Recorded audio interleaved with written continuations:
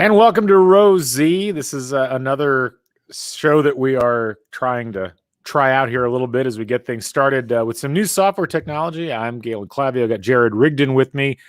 We're going to talk some soccer. And the idea behind this is we're going to try to hit a little bit of everything in terms of the world of international soccer. Today, we're going to talk some Tottenham Hotspur because why not? I mean, bang.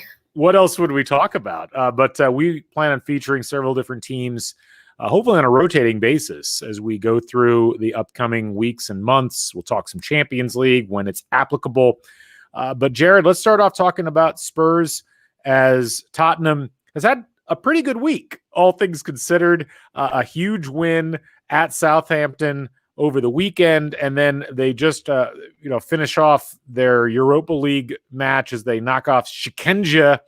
I think that's how you pronounce it in North Macedonia. After a really rough start to the season, a pretty good week so far for the Spurs. Yeah, anytime you can take 3 road victories in 1 week, you can't really be too upset about that, especially with the classic noon Sunday kickoff. That's never an easy one. But yeah, 3 road wins, all of them very different. But, you love to see Son with 5 goals in 1 week, Harry Kane with a couple, and Ndombele playing very well out of the midfield. And you're still yet to work in a couple of your new signings. So I think all in all, Jose Mourinho is going to be pretty happy about the way his team performed over the last week. Yeah, I mean, it was one of those things where that was obviously a rough situation that they ran into in that first game against Everton. A lot of doubts creeping in very early, a very discontented fan base, I think understandably so, with an overall lack of business that had been done leading into that. But then, of course, you get the Bale signing, you get the Reguilón signing, and those are things that get people excited. And then, even going through that first half of the Southampton match, it just didn't look like a good team. They really looked like they were struggling to find any creativity offensively, and that was certainly something that was very concerning to people heading into the season, because it wasn't like Spurs set the world on fire offensively versus what they had looked like under Mauricio Pochettino. And I think the worry was this was going to be a sloggy sort of team, the kind that we saw under Mourinho in his latter days at Chelsea or with Manchester United. But man, the last couple of games here, 8 goals in 2 matches, and really an offense that seems to have come alive quite a bit. Yeah, it's one of those things that this season is obviously so unique in its own right, because, you end the season at the end of July, and then you kind of start to pick up training in the middle of August. But, there were some guys going on vacation. There were other guys that stayed in London. A couple guys tested positive for the virus, and I think Lo Celso was among one of those. So there's a lot of guys that never even got to train together up until, a week before the season started. And all of a sudden you take on this, very much improved Everton side, and then you send a team to Bulgaria to play a qualifying match in one of the worst looking stadiums I've ever seen. So I think a lot of it right now is about working them into form, finding your side. Obviously, Joe doesn't have his first team out there yet. He's still, he's missing his left back, and he's missing, a winger. And, I think Bergwijn and Lucas are still trying to work into finding their form. But, he's seemingly found a good midfield with Højbjerg, Ndombele, and Lo Celso. And once all those guys can fully go 90 minutes, I think you have one of the more dynamic midfields in the entire Premier League. And then once that defense, once he finds that back four that he really likes, I'm not still convinced he knows what that is yet, but whether that includes Eric Dyer or not, I think it can be a very solid back line with Doherty and Reguilón at the 2 backs. Yeah, I mean, I think there's a lot that could potentially be positive here. And let's talk a little bit about the Europa League game that happened today. You mentioned not a great stadium, but certainly a good result for Spurs. They win 1-3 and really dominated in possession. They had 2/3 of possession. They had double the passes almost. It was a really good performance overall from this team. You get a chance to get Giovanni Lo Celso out on the pitch. He didn't play in the last game. You get some minutes out of people that hadn't played a little bit. I mean, Serge Aurier goes out and plays the whole game. You get Joe Hart in net replacing Hugo Lloris, who was out. You get a full game out of Ndombele, which that's a big deal, given that you look at what happened in that Southampton game, and then Ndombele got pulled at half, largely because of fitness concerns. So things starting to round into shape. And look, you're supposed to win this kind of a game, but it's not unheard of that you could go in and get thrown off by the surroundings and end up losing. And so it was good to see Spurs on a short week with not much rest be able to take care of business in a game like this. I mean, you look at a team like AC Milan has to go to Norway today, and they struggled. I think they ended up winning 3-2, but it wasn't, a cakewalk like everyone expected. So, all these teams that they're playing in these qualifying rounds, this is the biggest match they're going to play for the next 5 years. And the fact that you come out and, Spurs puts one in within the first 5 minutes, they arguably should put 3 in the first half, and they don't.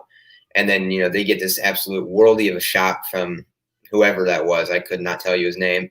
But an absolute cracker of a goal that beats Joe Hart. And there's nothing Hart can do on that. But that gets him back in there. And I'm sure Jose wasn't exactly pleased that he had to go pull Kane and Lo Celso off the bench. He probably would have preferred to not make them play. But, they come in and Kane immediately changes the game. Lo Celso immediately changes the game. And they, Son gets one back within 5 minutes of them equalizing. So, all is well.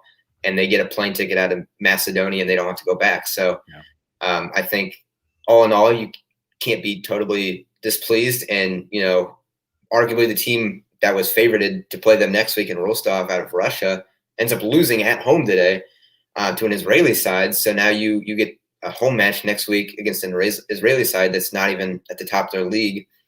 And all setting up well for them to qualify for the group stage. And who knows what happens from there. Also, a nice touch given the proud Jewish heritage of Spurs that they get to play an Israeli side in this next game. It's a nice twist of fate that you don't always get in football. And it's kind of cool to see. One funny aspect from this game today, Jose Mourinho had to ask that the goals be replaced at this stadium because they were 5 centimeters too small.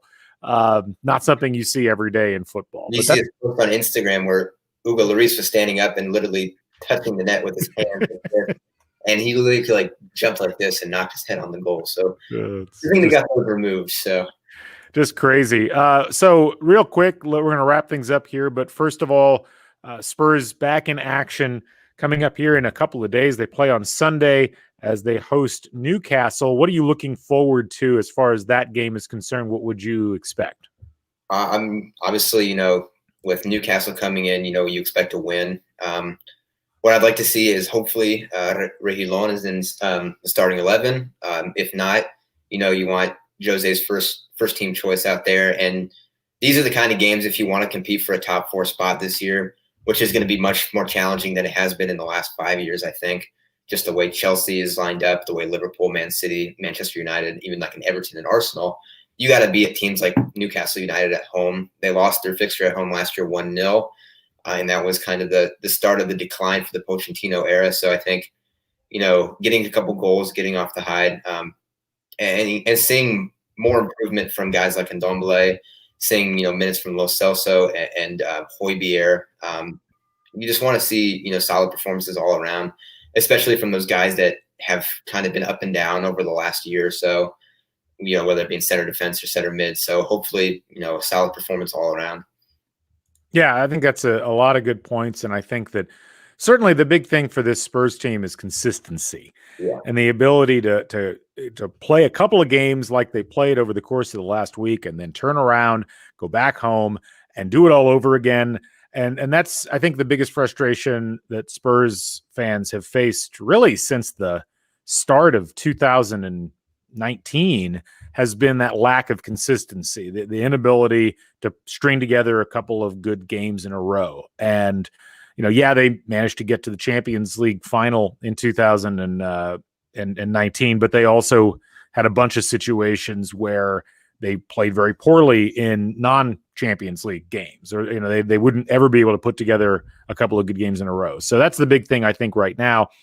And, that's going to be ultimately what decides, the success or failure of the Mourinho era is, can he figure out a way to instill that level of consistency that used to be there under Pochettino and gradually kind of fell off as his tenure got towards its last days. So we'll have to see what happens with that. Yeah, go ahead, please. I did think we saw a little bit better out of Dele Alli today. I was impressed with his effort. I think that was something that you usually see lacking, especially in the documentary that was well noted by Jose Mourinho. I'm not completely through the documentary yet, but I'm about halfway through. But I would like to see him get a couple more runs before I completely, write him out of the first team squad. But I think he showed a lot of effort.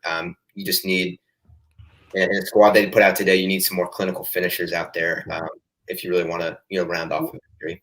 I mean, one of the things about the last era was that there wasn't much depth. I mean, you had your first team players and then you had everybody else. And I think that to some degree that led to a lack of competitive spirit because people weren't really, Dele Alli's probably not that worried about who's behind him on the bench. And now I think you're starting to see that change. And look, Mourinho, for whatever his reputation is, everybody thought Ndombele was out the door and wasn't going to have a spot. And he looks like he's going to be like a major part of the team moving forward here. And, never underestimate how important having to fight for your job can be when it comes to this sport and just sport in general. So we'll see what happens. Obviously going to be a long season, going to be an interesting season, and we'll be rotating. We won't just talk about Spurs each time, I promise. Don't freak out about that, but we'll talk about any Premier League teams. If we've got we've got students across IU Sports Media. Our Liverpool fixture this weekend, I believe. Yes. I want to say that a couple of big time squads going at us, so that'll be interesting to see how Arsenal faces against their first big team of the year. Yeah. So, a lot of interesting stuff, and we're looking forward to talking about it here. So, we will schedule things in advance. We'll let you know. We'll have a more regular time set up for this in the future. But be sure to tune in. For Jared, I'm Galen. Thanks for joining us here on Rosie. We'll catch you on the flip side. So long, everybody.